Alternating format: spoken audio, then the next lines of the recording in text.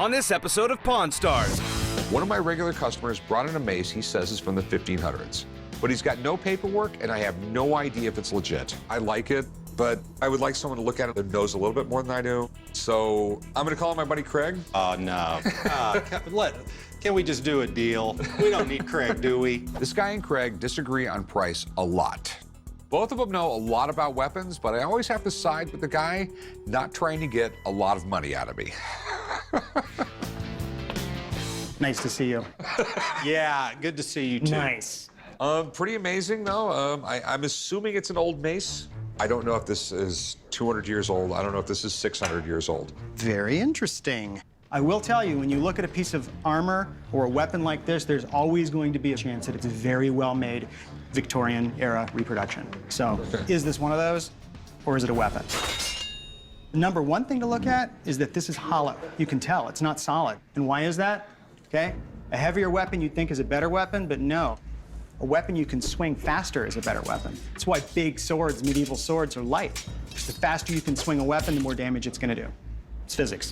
Do you have an idea where it was made?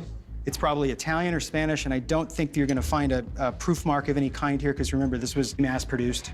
Another thing, too, when you look at this piece, look at this pitting. You've got big pits, little pits, pits within pits. So this has been around, and it's been cleaned a lot. And yes, this is old. I would place this 1500s. This is a weapon, not a wall hanger, and that's what you want.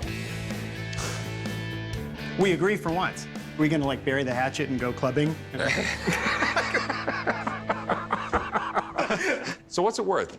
All right, I can tell you exactly what it's worth. 2,500 bucks. I disagree. It's worth more than that. It could go as high as 4,000. I mean, you're right. I'm still gonna value it at 2,500. Doesn't mean you're not gonna get 35. You might not be able to sell it for 2.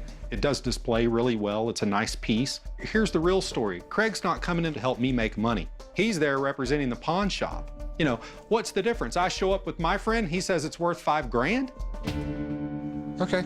Thanks, man. Rick, pleasure. I try to say, what's this gonna auction for on a reasonably good day? And in this case, I've seen several maces like this go for right around $2,500. So in this case, it's easy.